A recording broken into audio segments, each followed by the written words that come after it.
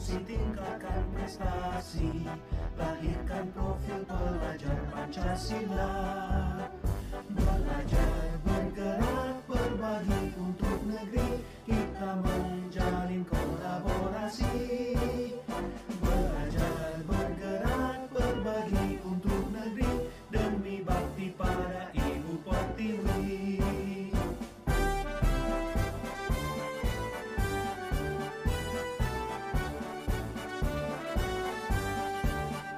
Bulatkan tekad, kuatkan hati, negeri ini memanggilmu kawan. Belajar, bergerak, berbagi untuk negeri, guru penggerak majukan pendidikan. Guru penggerak menghamba pada murid, kreatif rancang pembelajaran. Hargai potensi, tingkatkan prestasi, lahirkan profil pelajar Pancasila. Belajar, bergerak, berbagi untuk negeri, kita menjalin kolaborasi. Belajar, bergerak, berbagi untuk negeri, demi bakti pada Ibu Pertiwi. Anak-anak ibu semuanya, ini adalah hari ketiga kita memulai kegiatan sekolah. Maka kita harus membuat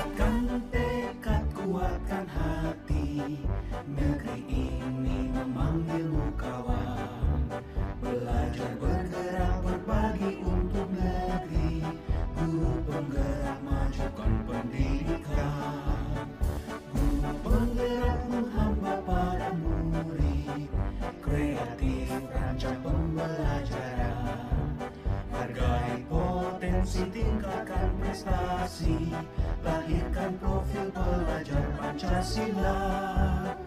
Belajar, bergerak, berbagi untuk negeri, kita menjalin kolaborasi. Belajar, bergerak, berbagi untuk negeri, demi bakti pada Ibu Pertiwi.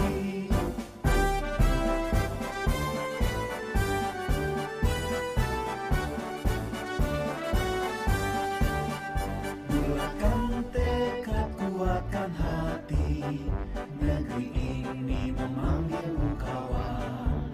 Belajar, bergerak, berbagi untuk negeri, guru penggerak majukan pendidikan. Guru penggerak menghamba pada murid, kreatif rancang pembelajaran. Hargai potensi, tingkatkan prestasi, lahirkan profil pelajar Pancasila.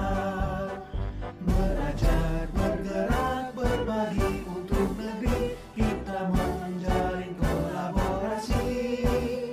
Belajar, bergerak, berbagi untuk negeri, demi bakti pada Ibu Pertiwi. Belajar, bergerak, berbagi untuk negeri, kita menjalin kolaborasi. Belajar, bergerak, berbagi untuk negeri, demi bakti pada Ibu Pertiwi. Demi bakti pada Ibu Pertiwi.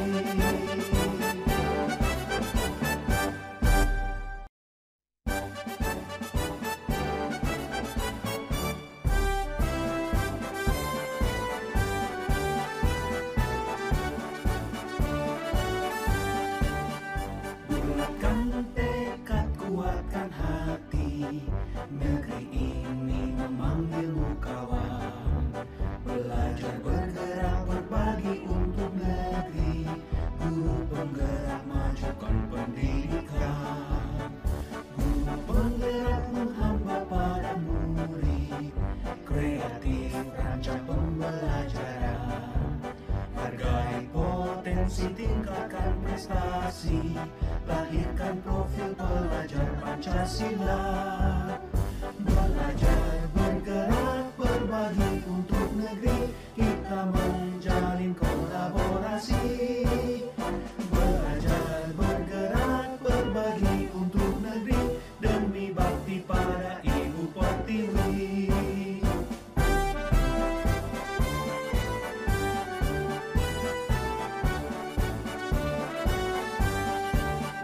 Bulatkan tekad, kuatkan hati, negeri ini memanggilmu kawan. Belajar, bergerak, berbagi untuk negeri, guru penggerak majukan pendidikan. Guru penggerak menghamba pada murid, kreatif rancang pembelajaran. Hargai potensi, tingkatkan prestasi, lahirkan profil pelajar Pancasila. Belajar, bergerak, berbagi untuk negeri, kita menjalin kolaborasi. Belajar, bergerak, berbagi untuk negeri, demi bakti pada Ibu Pertiwi. Belajar, bergerak, berbagi untuk negeri, kita menjalin kolaborasi. Belajar, bergerak, berbagi untuk negeri, demi bakti pada Ibu Pertiwi. Demi bakti pada Ibu Pertiwi.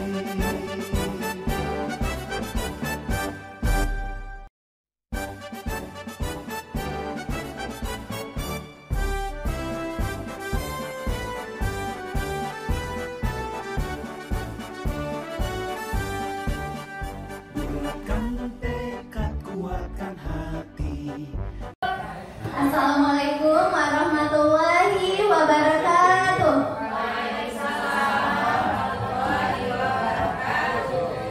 Alhamdulillah, alhamdulillahilladzi arsala rasulahu bil huda wa dinil haq liyuzhirahu 'ala dini kulli walau karihal kafirun walau karihal munafiqun. Asyhadu an la ilaha illallah wa asyhadu anna Muhammadar Rasulullah alladzi la nabiyya ba'da amma ba'du. Puji syukur kita ucapkan kehadiran Allah Subhanahu wa taala yang telah melimpahkan rahmat dan hidayahnya kepada kita semua sehingga kita dapat datang ke sekolah kita pada hari ini dan Bapak Ibu juga dapat menyaksikan kegiatan aksi nyata pendidikan guru penggerak yang nanti akan Nelma sampaikan di depan Bapak Ibu semuanya. Kemudian salawat berangkaikan salam kita kirimkan kepada Nabi besar Muhammad SAW yang telah yang telah mengantarkan kita dari zaman jahiliyah ke zaman yang penuh dengan ilmu pengetahuan seperti yang kita rasakan saat ini. Terima kasih banyak saya ucapkan kepada Ibu Mir, Ibu Kepala Sekolah yang telah memberikan dukungan dan kesempatannya kepada Nelma sebagai calon guru penggerak angkatan 8 Kota Padang. Terima kasih juga kepada Ibu Wakil Kepala Sekolah yang juga memberikan dukungan terhadap kegiatan guru penggerak ini. Dan juga kepada Bapak dan Ibu semuanya yang telah memberikan semangat, motivasi dan dorongan dan juga memberikan banyak bimbingan, arahan dan juga membantu dalam setiap kegiatan calon guru penggerak yang sedang saya laksanakan. Pada kegiatan hari ini, seperti yang sudah disampaikan dalam undangan kemarin, pada kegiatan ini adalah namanya kegiatan aksi nyata. Sebelum kita mulai kegiatan kita buka kegiatan kita ini dengan membaca basmalah. Bismillahirrahmanirrahim. Nah, kita akan melihat dulu video lagu Mars Guru Penggerak.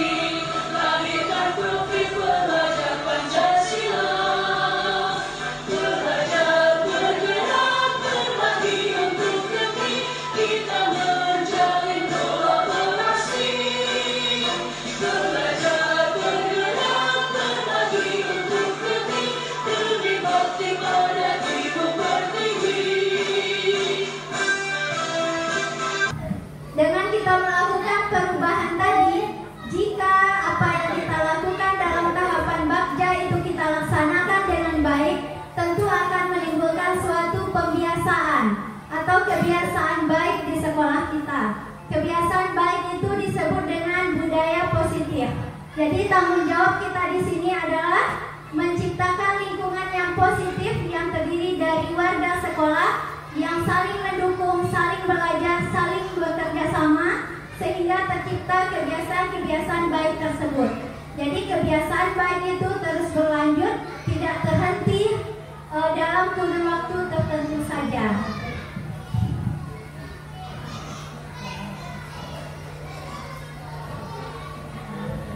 Nah, untuk melakukan kebiasaan-kebiasaan baik tersebut atau budaya positif tersebut, terlebih dahulu kita harus melakukan perubahan paradigma atau cara pandang kita.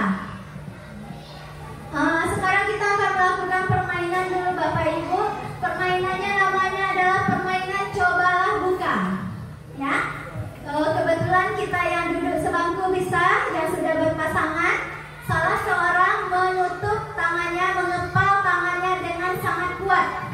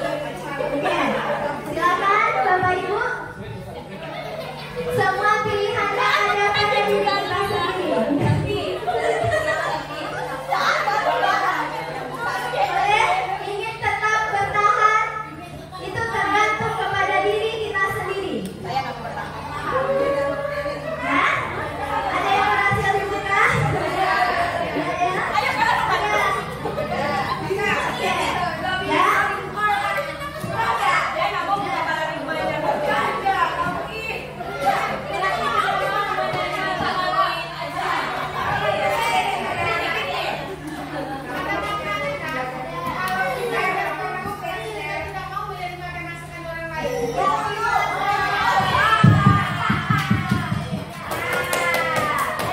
kegiatan yang kita lakukan tadi tentu ada makna, ya. Apa makna di baliknya? Betul sekali yang disebutkan oleh Bu Sal tadi, hebat Bu Sal. Jadi ketika kita memutuskan untuk melakukan suatu perubahan, kita apakah semuanya tergantung kepada diri kita sendiri, ya. Kita kembalikan kepada diri kita sendiri. Apakah kita memutuskan untuk melakukan perubahan atau tidak? Jika kita tidak ingin, bagaimanapun orang memaksanya, bagaimanapun hukumannya, bagaimanapun penghargaan yang diberikan, jika kita tidak mau, maka tetap akan tidak mau. Begitu juga sebaliknya. Jika kita memutuskan untuk membuka, tentu ada alasan atau motivasi di balik keputusan kita untuk membuka tersebut. Nah, begitu juga dengan anak-anak kita. Anak-anak kita akan melakukan perubahan, tentu mereka akan berpikir juga terlebih dahulu. Mereka memutuskan untuk berubah atau tetap dengan keadaan mereka tersebut.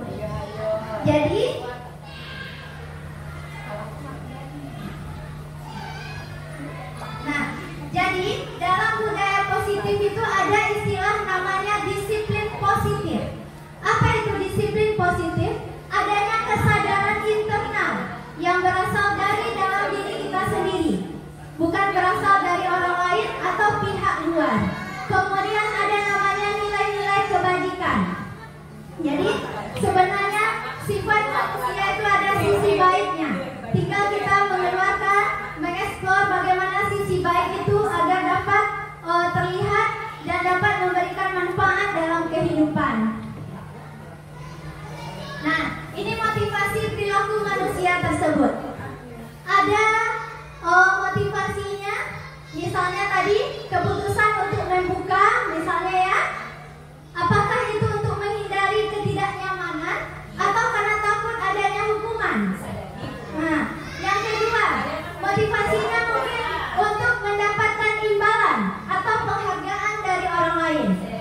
Nah, dan motivasi yang ketiga, untuk menjadi orang yang mereka inginkan dan menghargai diri sendiri dengan nilai-nilai yang mereka punya. Jadi kita nilai-nilai yang mereka percaya. Jadi motivasi mana yang terbaik di antara yang tiga ini? Bapak Ibu, motivasi yang ketiga. Jadi itulah yang dimaksud dengan budaya positif tadi. Jadi kita memunculkan motivasi itu yang berasal dari dalam diri kita sendiri. Kita mulai dari diri kita sendiri, baru kita mulai dari diri anak-anak kita.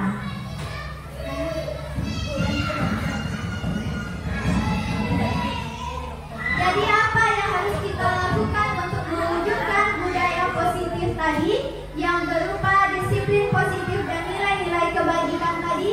Ada 4 pilihan. Pilihan yang pertama adalah dengan adanya hukuman. Pilihan yang kedua adalah dengan adanya penghargaan. Berikutnya pilihan yang ketiga dengan adanya konsekuensi. Pilihan yang keempat adanya restitusi. Apa itu perbedaan dari keempat pilihan tersebut?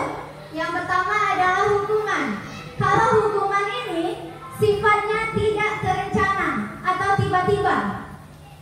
Ketika murid kita misalnya melakukan suatu kesalahan, kita tiba-tiba saja memberikan hukuman yang sebelumnya tidak pernah terencanakan, tidak pernah dibicarakan dengan anak-anak kita. Berikutnya penghargaan.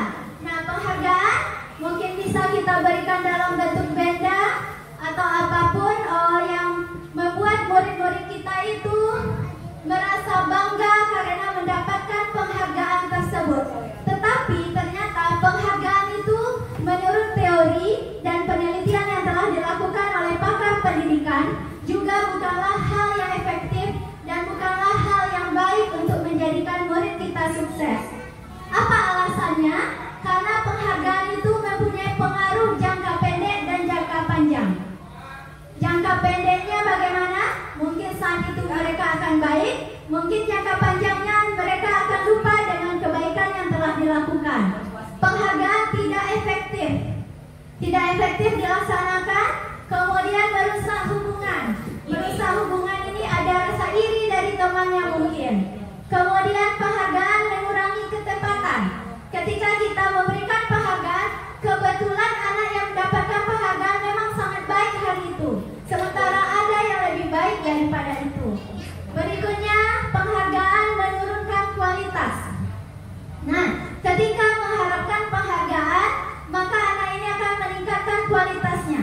Bisa jadi ketika tidak ada penghargaan, kualitasnya kembali menurun. Berikutnya, penghargaan mematikan kreativitas. Misalnya, ada seorang anak yang sangat sukses membuat suatu prakarya. Kemudian kita beri dia penghargaan. Karena murid kita itu berbeda-beda karakternya ya Bapak Ibu.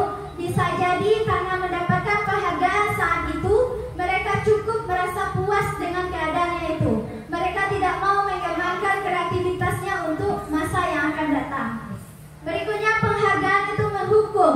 Mereka menganggap kalau tidak mendapatkan penghargaan berarti itu adalah hukuman bagi mereka yang tidak mendapatkan.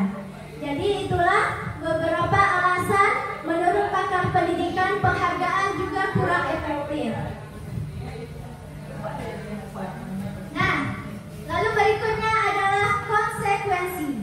Konsekuensi ini beda-beda tipis dengan hukuman ya Bapak Ibu, tetapi kalau kita pahami lebih lanjut, ini sangat berbeda.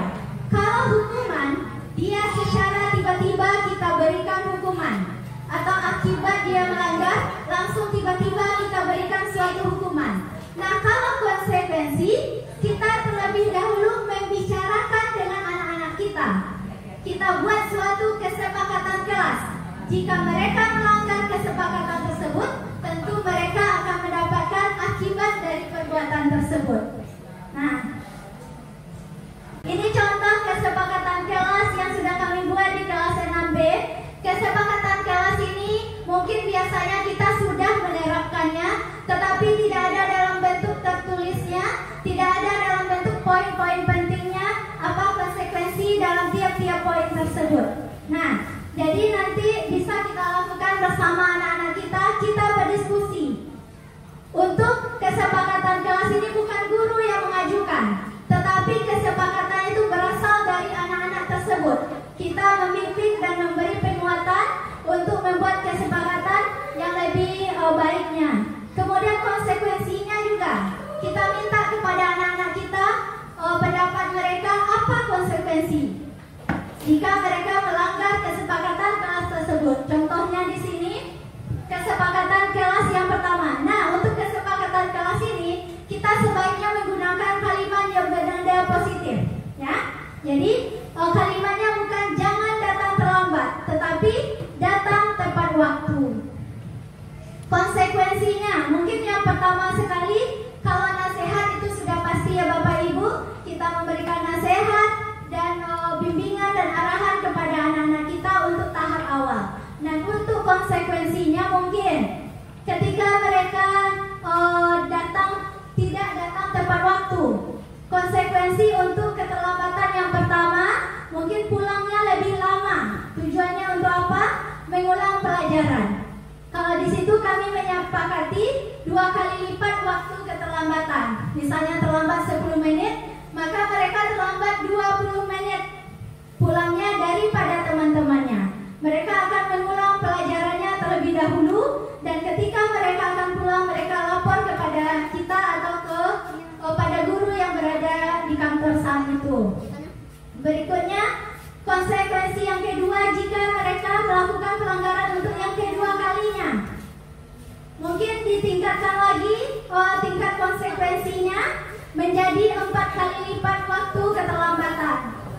Kemudian untuk konsekuensi yang ketiga, kita melakukan namanya langkah restitusi.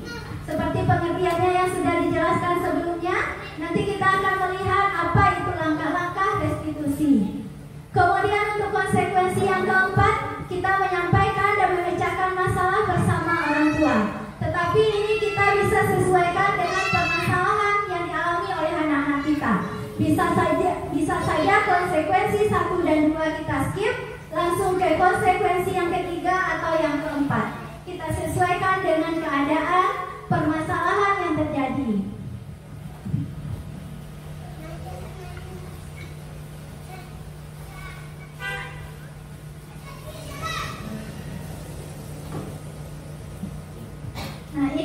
3 langkah restitusi. Yang pertama adalah menstabilkan identitas, yang kedua validasi tindakan yang salah, yang ketiga menanyakan keyakinan. Apa yang kita lakukan dalam 3 langkah ini?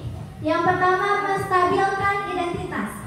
Ketika murid kita melakukan suatu kesalahan, maka kita berusaha untuk mengubah identitas anak dari yang gagal karena melakukan kesalahan menjadi orang yang sukses. Kita bisa mengajukan beberapa kalimat kepada anak-anak kita. Apa contoh kalimatnya? Berbuat salah itu tidak apa-apa. Tidak ada manusia yang sempurna. Kita berusaha memahami anak kita tersebut. Kemudian saya juga pernah melakukan kesalahan seperti itu. Kita bisa menyelesaikan ini. Bapak Ibu tidak tertarik mencari siapa yang salah, tapi Bapak ingin mencari solusi dari permasalahan ini. Kamu berhak merasa begitu. Apakah kamu sedang menjadi teman yang baik buat dirimu sendiri? Jadi dengan ada pertanyaan-pertanyaan dan kalimat seperti ini, keadaan atau identitas diri anak itu tetap stabil. Emosi mereka tidak meluap-luap dan mereka bisa mengendalikan dirinya dan berbicara dengan leluasa kepada kita tentang permasalahannya. Langkah yang kedua adalah validasi tindakan yang salah, bertujuan untuk mengetahui kebutuhan dasar. Nanti akan kita pelajari apa saja itu kebutuhan dasar manusia. Apa kalimat atau pertanyaan yang bisa kita ajukan? Padahal kamu bisa melakukan yang lebih buruk dari ini ya. Kamu pasti punya alasan mengapa melakukan hal itu. Kamu patut bangga pada dirimu sendiri karena kamu telah melindungi sesuatu yang penting buatmu. Kamu boleh mempertahankan sikap itu, tapi kamu harus menambahkan sikap yang baru. Itu beberapa kalimat yang bisa kita ajukan untuk memvalidasi tindakan yang salah. Berikutnya kita menanyakan keyakinan. Kita menghubungkan keyakinan anak dengan keyakinan kelas. Apa yang kita percaya sebagai kelas atau keluarga? Apa nilai-nilai umum yang telah kita sepakati? Apa bayangan kita tentang kelas yang ideal? Kamu mau jadi orang seperti apa? Jadi kalimat-kalimat ini bisa kita ajukan kepada anak kita, walaupun tidak semuanya langsung kita ajukan. Nah, ini contoh penerapan segitiga restitusi. Nama akan menayangkan video yang sudah diunggah ke YouTube tentang tugas menerapkan segitiga restitusi. Sementara kita menonton video, silakan Bapak Ibu menikmati snack dan minum terlebih dahulu. Saya Ibu lihat amat terlambatnya 15 menit ya. Ya, jadi amat tidak mengikuti semua kegiatan pagi dengan baiknya. Itu sama dari amat. Walaupun amat terlambat, bangunnya pukul berapa nak? Ya, walaupun bangunnya setengah 7, amat tetap datang ke sekolah dan terlambatnya tidak terlalu lama. Ibu sangat bangga dengan amat. Padahal bisa saja ya, kalau misalnya amat terlambat, amat memutuskan bisa saja datang ke sekolah. Tapi amat tetap memutuskan datang ke sekolah walaupun terlambat. Ya nak, ibu sangat bangga dengan amat. Nah sekarang coba amat pikirkan, kalau amat datang terlambat ke sekolah, apakah itu termasuk melanggar aturan sekolah? Ya, kira-kira apa itu aturan sekolah yang amat melanggar? Ya, betul sekali. Apakah menurut amat bermanfaat kalau kita datang pada waktu ke sekolah? Bermanfaat apa manfaatnya?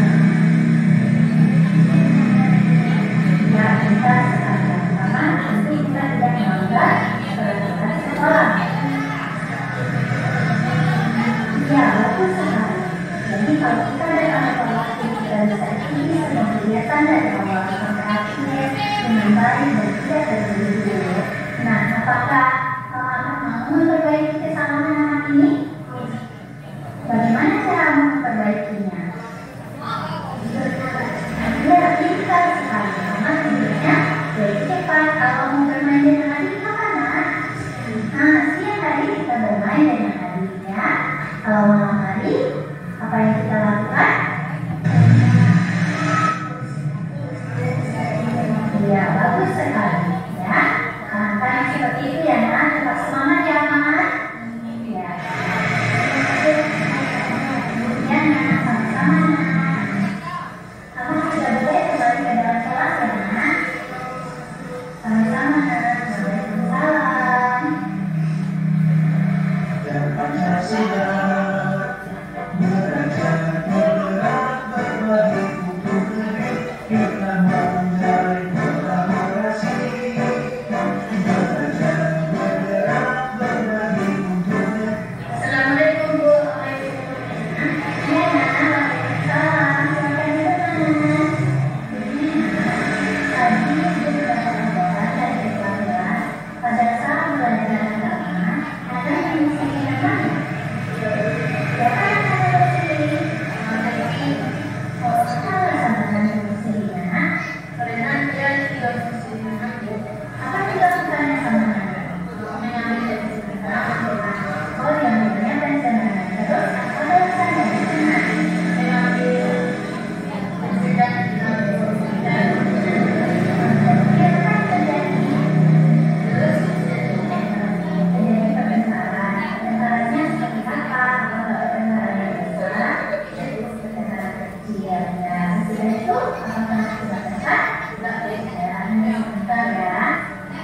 dan pasti kita punya keinginan untuk mengikuti teman apalagi kalau ada yang itu yang dibilang ya nanti itu juga akan mengambil dari sini ya. Ini budaya dari laporan ke-12 akan dorong. Jadi dari 4 hal yang bisa atau tindakan yang kita lakukan ini, menurut Bapak Ibu mana yang paling terbaik tindakan yang kita lakukan dalam menghadapi permasalahan anak-anak kita? Restitusi. Pintar sekali Ibu-Ibu.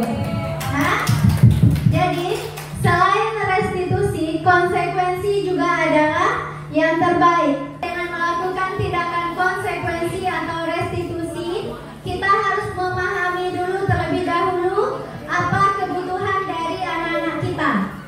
Sesuai dengan kebutuhan dasar manusia, yang pertama kebutuhan bertahan hidup. Itu berkaitan dengan kesehatan, rumah, makanan, dan rasa aman. Mungkin permasalahan anak kita itu bisa jadi muncul karena kebutuhan bertahan hidupnya yang tidak tercukupi. Berikutnya, kebutuhan dasar manusia yang kedua, kasih sayang dan rasa diterima. Mereka ingin mendapatkan kasih sayang dan menjadi bagian dari suatu pertemanan atau keluarga yang kita ciptakan di sekolah. Berikutnya, penguasaan, kebutuhan pengakuan atas kemampuannya. Berikutnya, kebebasan, kebutuhan akan pilihan mencoba hal yang baru. Yang kelima, kesenangan, yaitu kebutuhan untuk merasa senang, tertawa, dan bermain. Bisa jadi permasalahan yang muncul pada diri anak-anak kita itu karena ada kebutuhan dasar manusia ini yang tidak terpenuhi olehnya.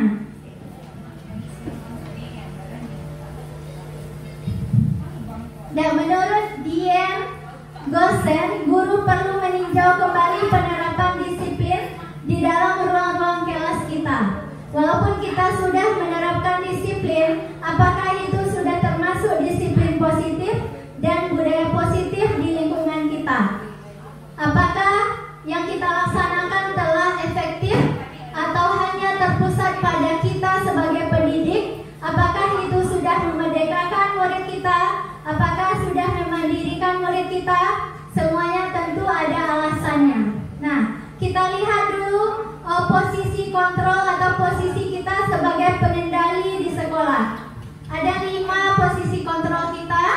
Yang pertama, kita bisa merefleksi atau melihat diri kita. Apakah di sana posisi kita sebagai penghukum? Penghukum di sini maksudnya adalah kita memberikan hukuman fisik maupun hukuman verbal. Contoh hukuman verbalnya misalnya, patuhi aturan saya atau awas. Kamu selalu saja salah. Selalu, pasti selalu yang terakhir selesai. Mungkin beberapa itu kalimat verbal yang kita ucapkan. Atau misalnya hukuman fisik yang kita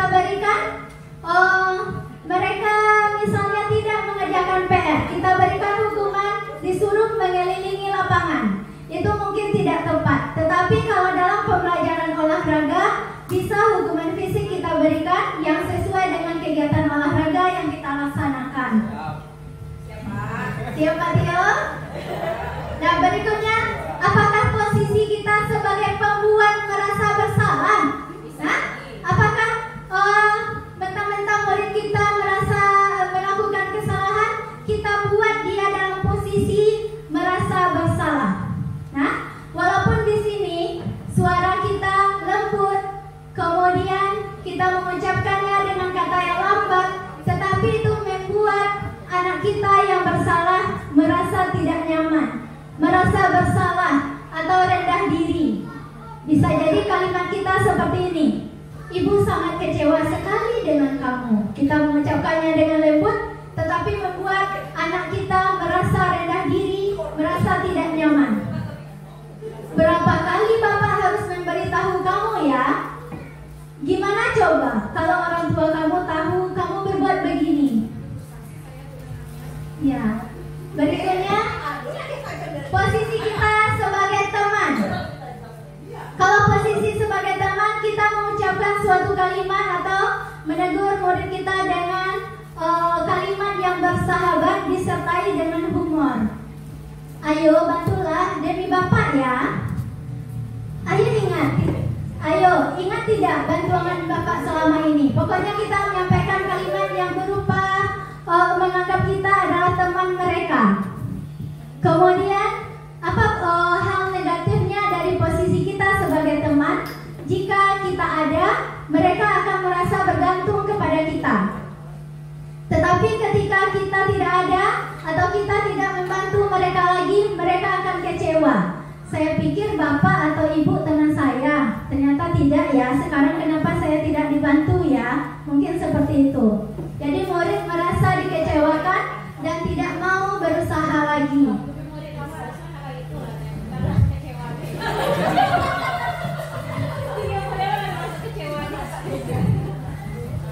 Dan berikutnya posisi kita. Posisi sebagai pemantau. Tugas kita adalah mengawasi. Apa yang kita awasi? Kesepakatan kelas yang telah kita buat bersama, apakah sudah dijalani oleh anak-anak kita, dan apakah yang melanggar sudah melaksanakan konsekuensinya. Kita bisa mengucapkan dan mengajukan beberapa pertanyaan. Peraturannya apa? Apa yang telah kamu lakukan? Sanksi atau konsekuensinya apa? Jadi kita mengajak anak-anak kita untuk mengetahui apa peraturan dan konsekuensinya. Posisi kita yang kelima adalah sebagai manajer. Nah, posisi manajer ini yang sesuai dengan 3 langkah restitusi tadi. Kita melakukan 3 langkah restitusi. Guru berbuat sesuatu bersama murid, mempersilahkan murid mempertanggungjawabkan perilakunya, mendukung murid agar dapat menemukan solusi atas permasalahannya sendiri. Terima kasih banyak atas waktunya Bapak Ibu semua. Terima kasih atas perhatiannya. Terima kasih juga atas semangatnya dalam mengikuti kegiatan ini. Kita beri tepuk tangan bagi kita semuanya. Terima kasih juga sudah memberikan kesempatan kepada Nelma untuk menyampaikan ilmu yang Nelma dapatkan di pendidikan guru penggerak. Dan terima kasih sudah meluangkan waktu dan memberikan dukungannya. Semoga kita semuanya bisa melakukan perubahan dan bisa keluar dari zona nyaman kita. Kita akhiri dengan wassalamualaikum warahmatullahi wabarakatuh.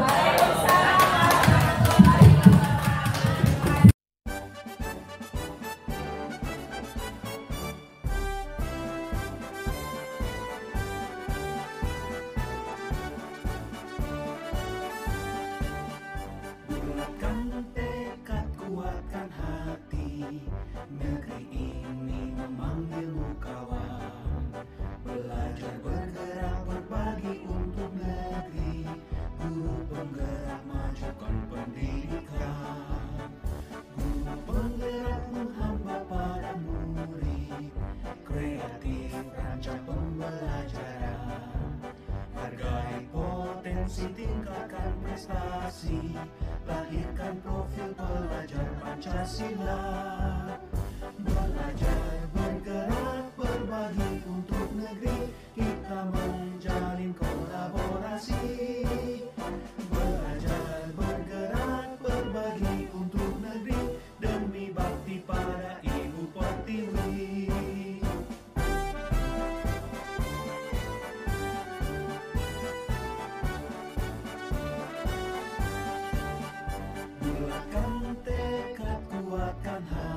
Negeri ini memanggilmu kawan. Belajar bergerak berbagi untuk negeri. Guru penggerak majukan pendidikan. Guru penggerak menghamba pada murid. Kreatif rancang pembelajaran. Hargai potensi, tingkatkan prestasi.